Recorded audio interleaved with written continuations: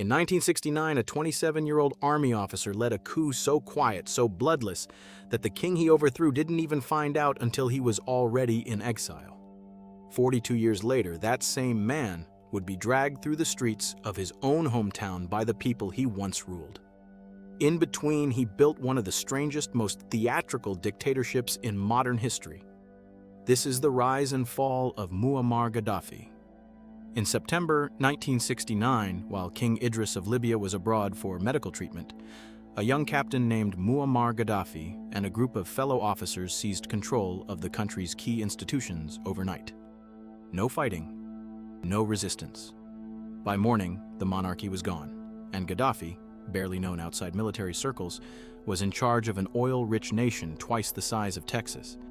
He moved fast to consolidate power, but he didn't govern like a typical dictator. Gaddafi styled himself as a revolutionary philosopher. He wrote his own political manifesto, the Green Book, laying out what he called the Third Universal Theory, a system that was supposed to be neither capitalist nor communist, built instead around what he called direct democracy through local people's committees. He renamed the country the Jamahiriya, roughly translating to State of the Masses, and officially held no formal government title at all, insisting he was simply a guide, not a ruler. In practice, every meaningful decision still ran through him. Oil money transformed Libya. Gaddafi nationalized the country's oil industry and used the wealth to fund massive infrastructure projects, one of the largest irrigation systems on Earth, and a level of healthcare and education that on paper outpaced much of the region.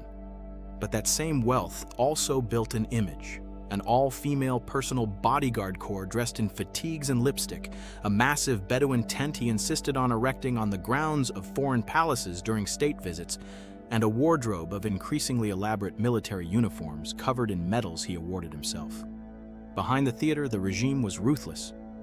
Political dissent was crushed, opponents abroad were assassinated, and Gaddafi turned Libya into a sponsor of armed groups around the world, funding insurgencies, arming militants, and in 1988 becoming linked to one of the deadliest terrorist attacks in aviation history, the bombing of Pan Am Flight 103 over Lockerbie, Scotland, which killed 270 people. The result was over a decade of international isolation. Sanctions cut Libya off from much of the global economy. Gaddafi, ever adaptable, eventually reversed course, accepting responsibility for Lockerbie, paying compensation to victims' families, and in 2003 stunning the world by voluntarily giving up Libya's chemical weapons and nuclear weapons program.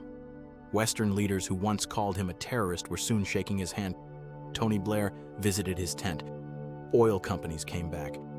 For a moment, it looked like Gaddafi had rewritten his own ending.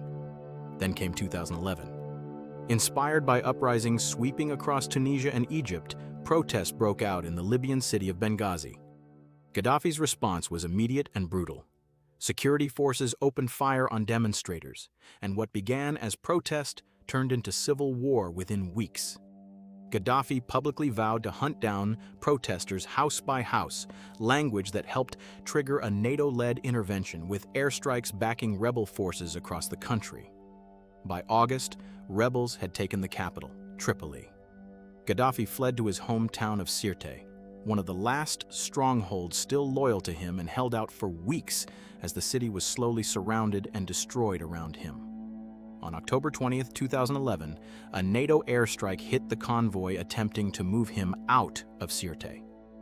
Gaddafi was found alive, hiding in a drainage pipe near the road. What happened next was captured on cell phone video and broadcast around the world within hours.